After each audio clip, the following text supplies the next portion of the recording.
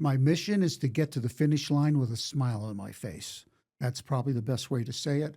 And I'm exploring my full creative side. Did you always have it in you? Well, in high school, I wrote my very first lyric or poem. It was published in the high school newspaper, and it was called Pills. And for me, in traveling my journey, there's two things that I've realized people really need and want, and that's connection and acceptance. So through everybody's life journey, it's through a mirror of connection, seeking connection, having connection, and acceptance. And we're all very, very different when it comes to meeting those needs. Mr. Robert Stern, thanks for being here today.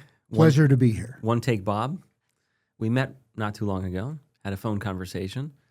You had said some things to me, and I said, listen, you're 81 and you're having fun. That's obvious, right? It's in the name. And why don't we do some video content together so that your audience gets to know you better, hears it directly from you, and here we are. Here we are. Let's start. Can you introduce yourself and tell me, what's your mission these days? My mission is to get to the finish line with a smile on my face. That's probably the best way to say it. And I'm exploring my full creative side because I'm what's known as an equal left brain, right brain. And I made my living being a financial and administrative executive and running my own business. Wow. But I've always had a creative side. And I've never fully explored it, although I have dibbled and dabbled along the way. And so my mission is to see how far I can take this creative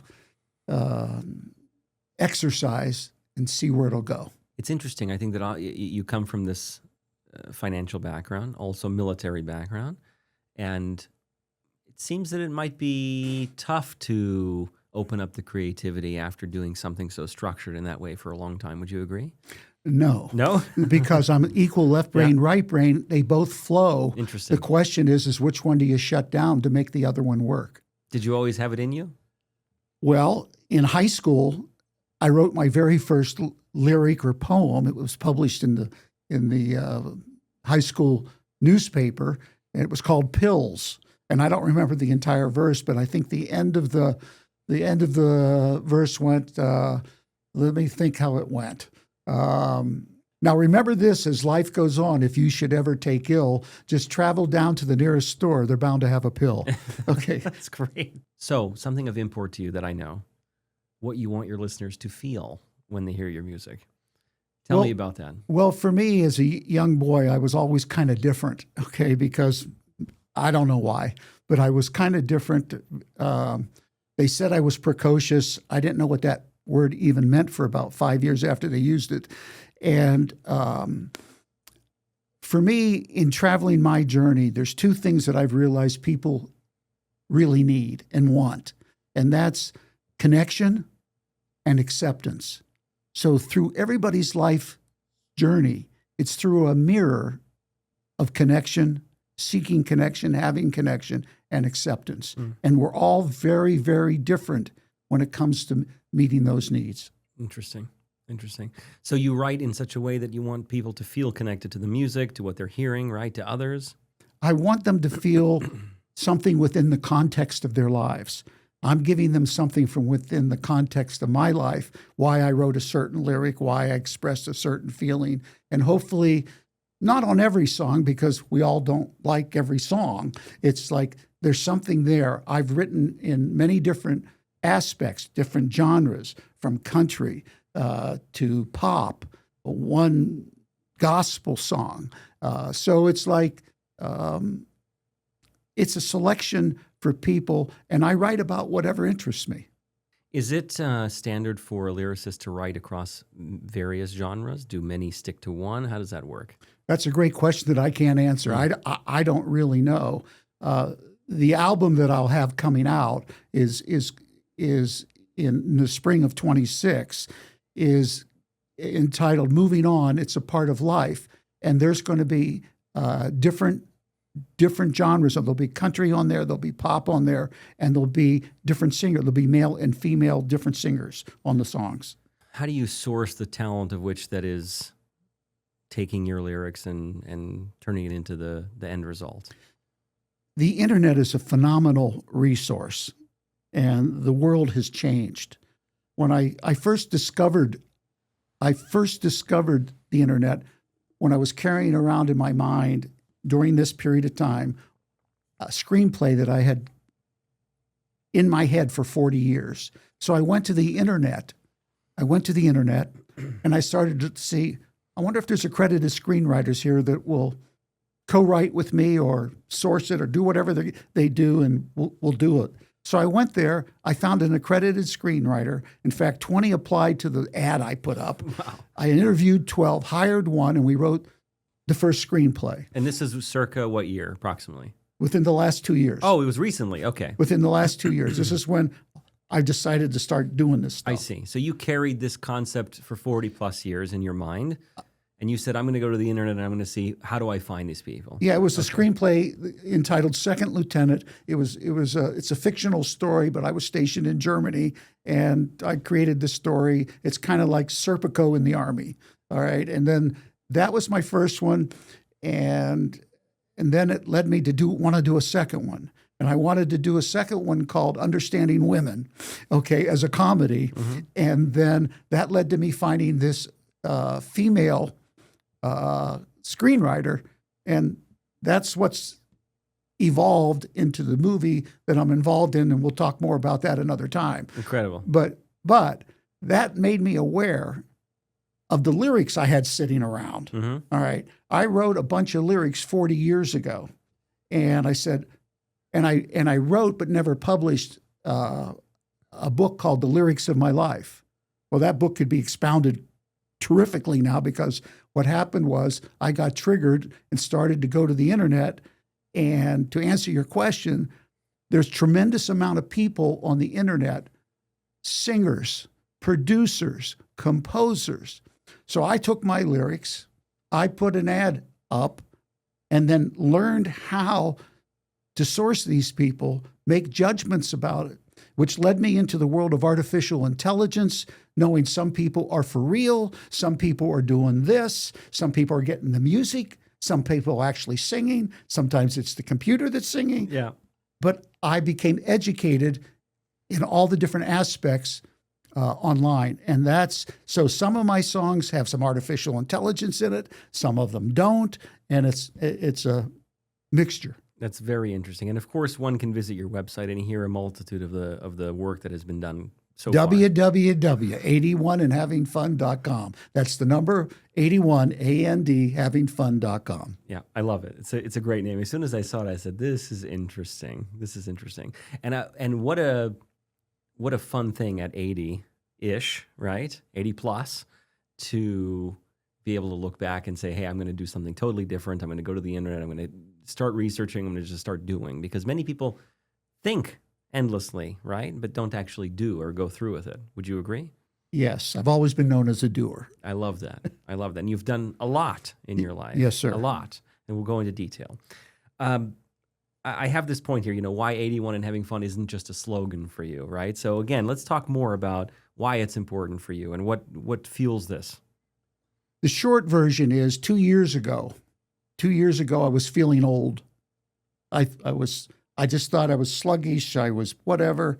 And, you have your physicals from time to time. You have a stress test, a nuclear stress test, where they check you out and everything else. And about 15 years prior to that, I had a nuclear stress test, and they found something. They went in, they did a angiogram and angioblast, and they put in a stent.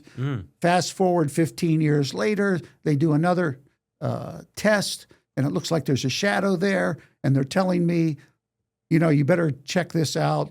There were all kinds of insurance issues going on and crossovers and blah. And so it took me a long time to get the insurance straightened out, because I had to make a change. And I eventually got to a doctor who said, the only way to really do this is take you in and do another angiogram. And if there's anything there, you'll probably spend, maybe nothing in the hospital, nothing will be there. Maybe we have to change out the stent that they put in. Maybe we'll have to add another stent. Wow. I don't know. So there I go. I'm lying on the table, and you're awake for this. And the doctor's right next to you, and right behind him is the screen that they look at because they take the camera in. And so the doctor, they go in, I'm awake. He looks at the screen, he turns around at me, and he has that expression on his face from a horror movie that you have 10 seconds to live. Oh. And he says, you're going to have open heart surgery. You're going in tomorrow. Oh. Okay. All right, so I'm in the hospital. And he comes in, and basically he says, he sends a doctor in who's on call for this kind of stuff. They send the doctor in. He tells me, you got to go in tomorrow, blah, blah, blah, blah. My daughter hears this. My daughter owns a Pilates studio here in Las Vegas, Henderson, and she is connected a lot to the medical world. And in the medical world, she's talking to her friends about it. She's scared to death that she's going to lose her dad. And they start talking to her, and they tell her, you cannot have this doctor operate on him. He's got just settled a $900,000. So you can't have this doctor. And they're telling me I got to go into tomorrow. So I said, okay. My daughter's worried I'm going to be stubborn about it and go in with this guy. So I said, okay, you go find me the doctor. So she goes in, finds this doctor, okay, who's not even available over the weekend. She can't even come in and see me till Monday. So I decide to wait. She comes in on Monday. She says, oh my goodness, there's a lot of work to do here. And I said, when can you do it? She says, this is on a Monday. She says, I'm not available till Friday. So I've already started on a Friday, so it'll be a week until, and they said I had to go in tomorrow. So I waited for her. That was a great decision. She did the operation. It was a quintuple bypass with a flap repair. So, and as a financial guy in the past, I always was able to calculate numbers in my head. As I got older and sluggish, I couldn't do it. Well, it ended up I was blocked in all 5 arteries. Wow. And then they turn on the juice again. The oxygen starts to flow. All of a sudden, ching, ching, ching, bung, bung, bung, and I start, and this energy source comes in, and that was 2 years ago. Wow. And that energy source is what has fueled me doing this. Wow. So you took a risk. You sat in the hospital, I presume, for a week, correct? I did. Being told by professionals you needed to do it urgently, which they were right? Right. It's not that the doctor came in and said, no, everything's fine, he's mistaken. Wow. How was the recovery of that? I was the star in rehab. I mean, I came back so fast, it was ridiculous. Wow. They were all amazed. And everybody's just amazed how much energy I have. You now. have tremendous energy. So it wasn't always the case, right? It went Well, down. I used to have a gradually lot of energy. Yeah. And then it gradually, I just thought I was getting old. Wow. 2 years ago, thank God. Fantastic. So much more than a slogan, right? Yes. Yeah. And so I figured I got all this energy, and I've always wanted to do the creative side of life. Yeah. And we're flowing. I love it. Wow. Okay. I was born and raised in Steubenville, Ohio, 40 miles west of Pittsburgh. Okay. My dad was an attorney, and my mother a homemaker. And at a very early age, everybody wanted me to be the next great attorney in the firm. My last name is Stern, and there was a law firm called Stern, Stern, and I was supposed to be the next great attorney. But I had something else in my blood because I did not want to stay in Steubenville, Ohio. It was a wonderful place to be raised, but I had aspirations for Hollywood. And I don't even know why I had those aspirations, but I did. And so I decided that I was not going to do that. I ended up going to Miami of Ohio, and I had 3 years of school. I was an underachieving student. I wasn't motivated at all. It was during the Vietnam era, and the draft and the numbers, and everybody was talking about it. And I was not doing that well in school. So I dropped out of school. I went home. I sat in what is known as the family green chair in the den, and I sat there for 6 months and trying to figure out what to do with my life. One day I got up and I went and volunteered for the draft, and everybody was shocked. Wow. So I volunteered for the draft, and then I got inducted. I then was given a choice after taking all of the Army tests. They said, well, after basic training, if you can either and advanced training. You can either go to officers candidate school or you can go to Vietnam as an infantryman. Which would you like? So I chose to go to officer candidate school. I became a cavalry officer through Fort Knox, Kentucky. And then I served my remaining 2 years. I had to sign up for an additional year to do that. And I went off to Germany as a second lieutenant, then to a first lieutenant, became a troop commander because all the other officers were in Vietnam. So I commanded a troop. I was there in 1968 when the Russians invaded Czechoslovakia. I thought we were all going to die. We didn't. And so that was that. I came out. A gal who I had met in California when I first dropped out of school and doing some of that, she found me in Germany. She called my mother and said, so she found me in Germany. One thing led to another. That was my first marriage. Wow. And onward and upward. And I eventually got my CPA through going back to school. And I took all my accountancy in 5 straight quarters, graduated with accountancy honors. I was now motivated, okay? And I did that, and I began my career in Hollywood, in Los Angeles, in public accounting. Did that for a couple years just to get my certificate. And then I decided to go on and get my first job as the business manager of radio and television stations in Los Angeles, which then led to my first job at 20th Century Fox, where I was the head of the participation department. What does that mean? The participation in the movie business, writers, actors, directors, and producers, they get their basic fees. But for those that are very well sourced and accomplished, they can negotiate through their attorneys a piece of the net profits, a piece of the gross. And so the participation department calculates their participation in the film. Participation monetarily, I see. That's right. And my very first film, where I learned the entire feature film business and where all the monies came from was a movie you probably have heard of. It's called Star Wars.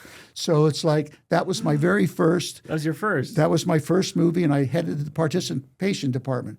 But because I had previous radio and television experience, I was familiar with television syndication.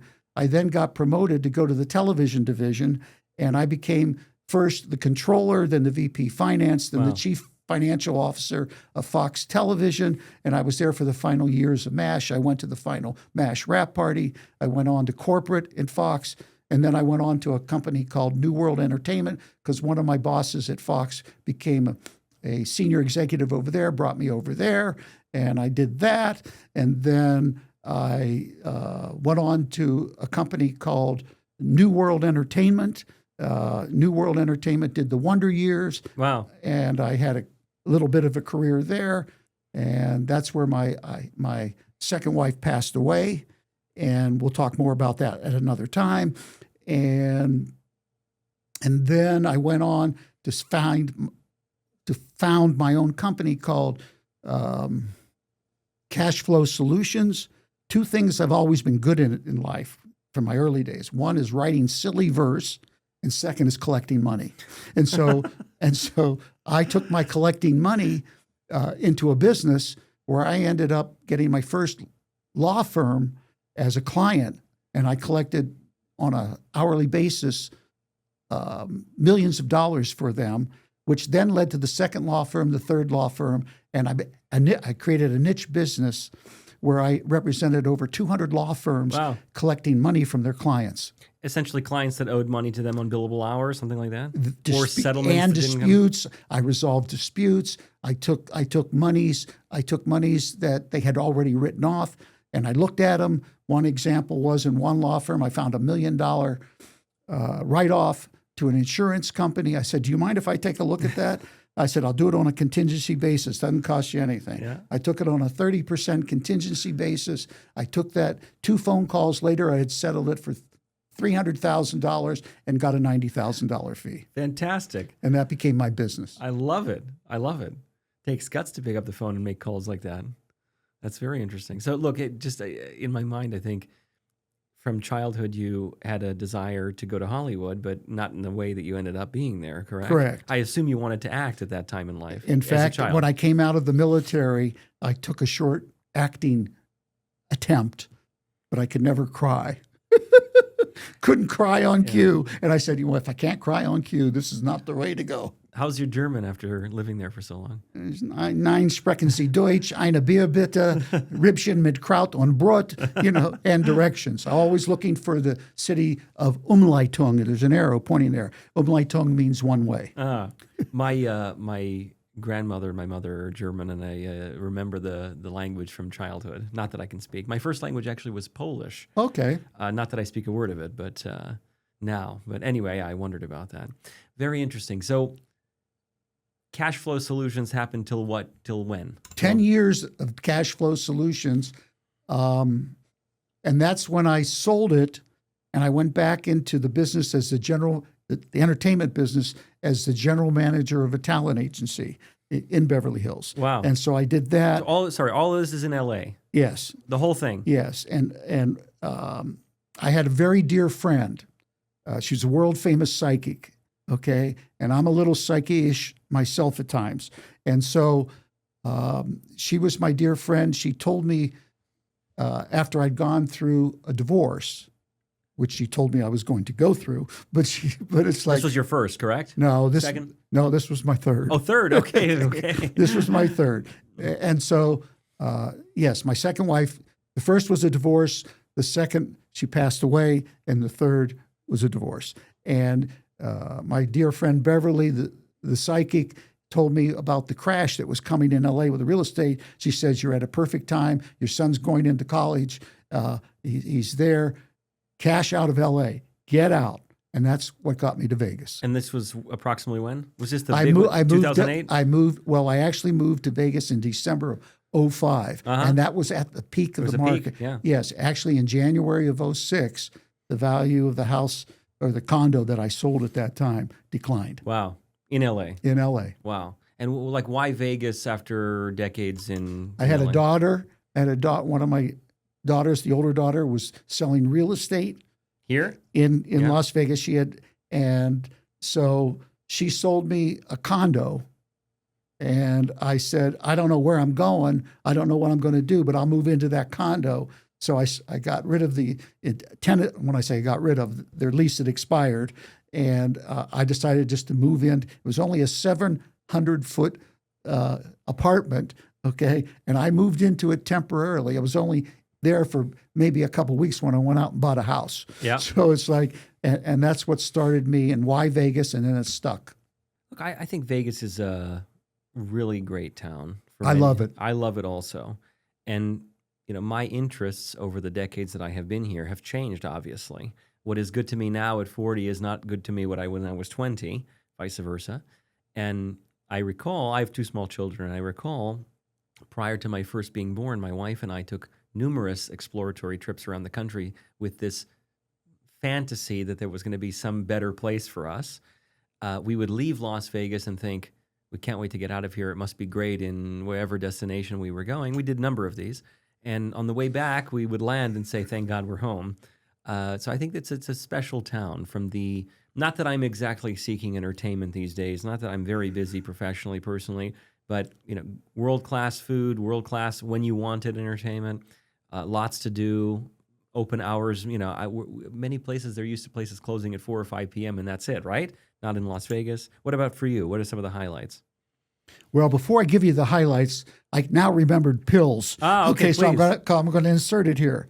Now, remember this, as life goes on, if you should ever take ill, just travel down to the nearest store. They're bound to have a pill.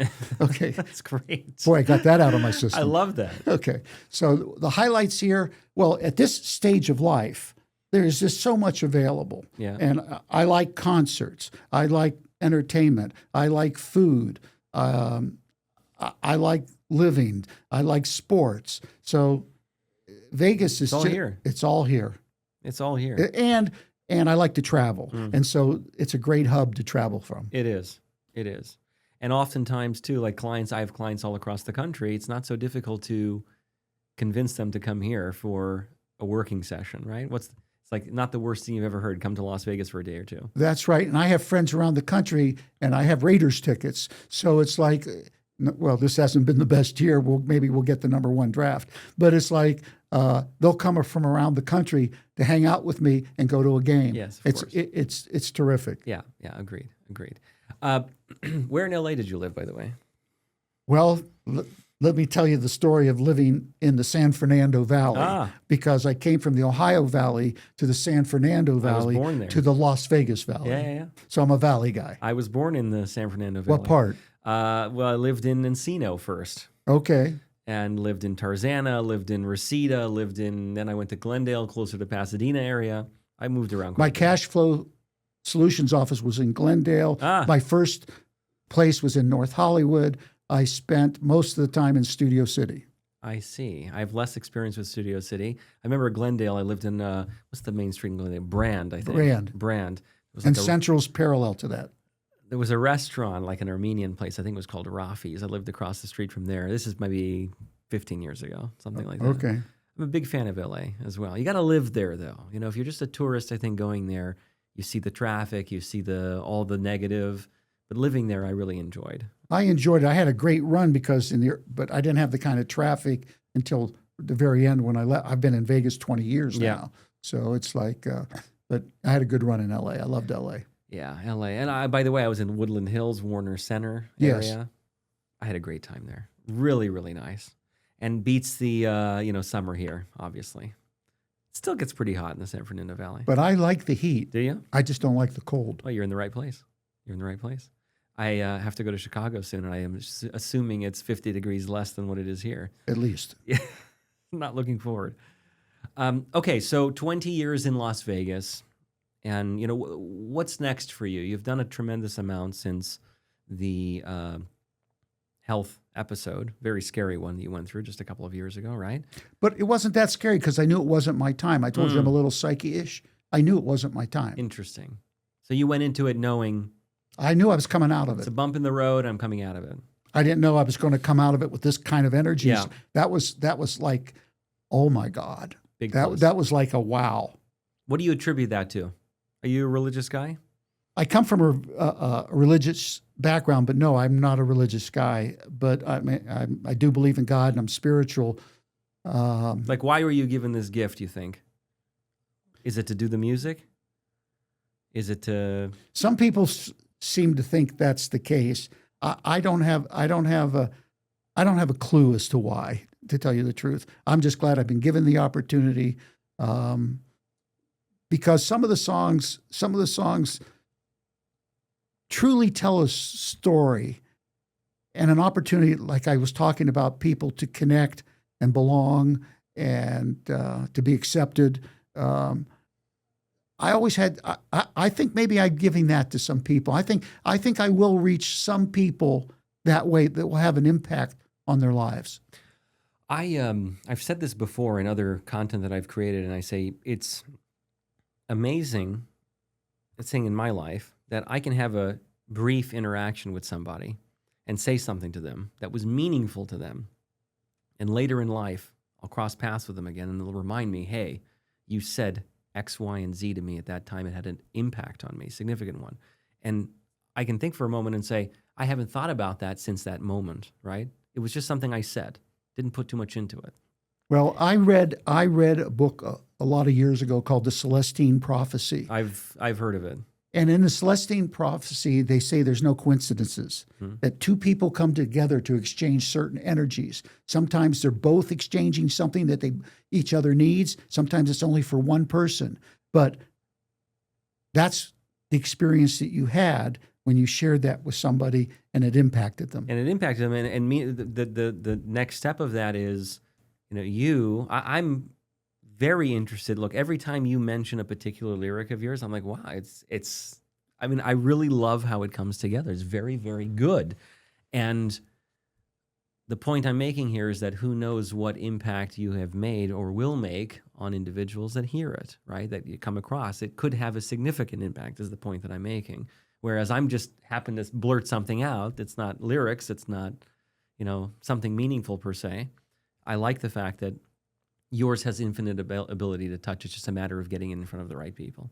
I don't know if you've been into astrology or not. Years ago, I was really into astrology. In fact, on the website, I've written a song, one for each of the signs. So you could pick up astrological, if you want to check out your own sign and see what it says and see if I got it right or not. Yeah. You can check that out. But you asked me about like I'm a Leo. All right. Leos seek fame. So this could be why I'm doing this. Maybe I'm trying to do something here to fulfill my fame needs. But everybody's different. One of the songs that's the very first song on the website that I did when I went to collaborate is called "That's How It Is." It was written over 40 years ago as I began dating after the loss of my wife and the mourning period was over. Wow. And it's a song called "That's How It Is." And the chorus goes, "That's how it is when girl meets boy, hope for the future and a life full of joy. You're never quite sure, there's always some doubt. Sooner or later, you figure things out." And so that song has always touched me. I love it. I love it. And that was written 40 years ago, you said? 40 years ago. Wow. And it came now to the website recently. And now has music. Wow. Wow. It's amazing what the internet can do, isn't it? Yes, And it's just going faster and faster and faster. exactly. Blows my mind. Where will we be in just another few years from now?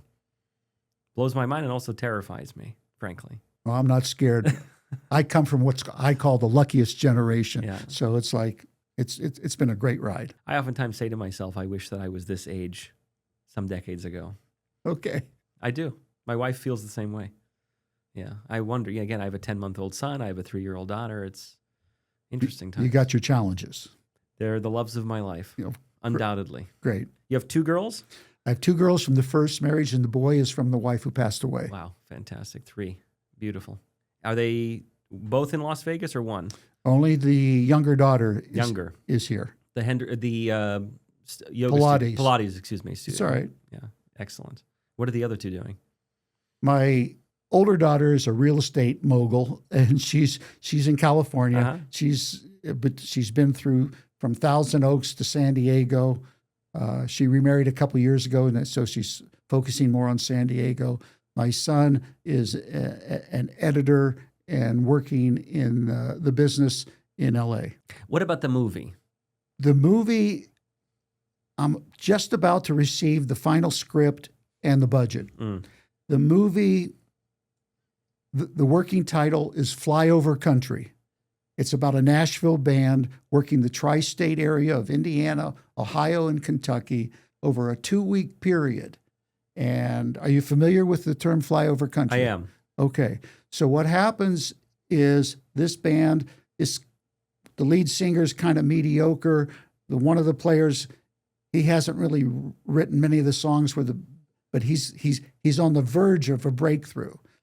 A New York Times reporter comes to do a story on them. And short version is she falls in love with one of the band members, and it's a feel-good love story. And a lot of my music's going to be in the movie. And just to educate me here, you wrote this script? I'm the executive producer. I see. This script evolved. Remember, I talked about my second script where I had hired a female writer? Yep. Well, it didn't come out the way I wanted, but she had a connection with a line producer type of guy in Hollywood who was part of a completion bond company that when things go bad, he's Mr. Fix-It. So he came in late to the equation. And he and I just started talking. And I said, I don't want to do the movie we just created. I don't like it. I didn't like how it came out. He said, his idea was, how about if we do one about a country band, blah, blah, blah, because I've seen your music and I have this idea. I said, what is it going to take? We had that conversation. I took the deal, and it's about ready to, I think it's all going to come together very quickly. I think it'll be produced in 2026. And I just have a very good feeling about what's the outcome of this is going to be. Educate a layman when you say, like, what's the next step? And a deal is made. forgive me, actors have to be hired, needs to be Well- put together, director, sets, Well, the once whole the story? budget is set, you got to get your financing. Okay, so that financing, half of Hollywood is moved to Nashville. Okay, there's all kinds of sources of financing. I haven't seen the final budget, but if I had to guess, it's all variable because if you bring big stars into it, the price goes up. You bring a big director in, the price goes up. And so then whoever's financing has to decide, do I want to invest in that? I see this movie more. Do you remember the Monkees? Yeah, I think so. Yes. The Monkees was a created band where they went out and hired musicians and made them into a band and into a movie and into a TV series. So that's what we're going to do here. We're going to find singers who can act, and we're going to create this band in this movie, and they're going to tell the story. So then we have to find somebody who's willing to finance $2+ million. And I want to keep it as unknowns because I think there's a real quality for the unknowns coming forward with this story. And I think it will make them into stars, frankly. And I think the timing for this is exceptional with country music right now, where it is. And so we'll get the financing. I'm pretty confident we'll get the financing. And then we'll hire a director. Once you get the financing, you hire the director. Then the director will start hiring everybody they need. Between the producer and the director, they'll go forward, and they've got the budget, and they can shoot it basically anywhere based on the way the script is being written. And then it'll get made. Maybe there'll be made a distribution deal before it actually gets released, depending upon the quality of how it comes out, whether it'll be in theaters, whether it'll be, go straight to maybe a Netflix or something. All the deals are different. The business has changed tremendously from the time I was in it. Yeah. And so I'm being re-educated as to how it's being played. And so there's a lot of variables, and you have to just move it along. And if it's as good as we think it is, we're going to have a smash in our hands. And we'll just have to wait and see how it plays out. What a fun thing to be doing at this time of life, right? What a fun thing to be doing. 81 and having fun. Now, what are we going to do when you get to 82, 83? Like, we're going to have to change the name, or we're just sticking with the 81? Well, by the time, it will stay with the 81, but as I progress through 81 to 82, and as the movie gets made, gets released, I have to find somebody to walk the red carpet with me. Interesting. Okay. I love it. Look, 81andhavingfun.com. Updates will be there for all things that you have going on. And I appreciate you spending the time with me and giving me a nice summary overview of you and what you've done. And I know it's just we've glossed over so many points, but I think it's a very, very good first session. And just so you know, on the website now, there's 44 songs on there. My goal is to have the 81 songs that I committed to by the end of 2027. I'll have 81 songs on the website. I love it. Fantastic. Fantastic. Thank you for joining me. Thank you, Alex.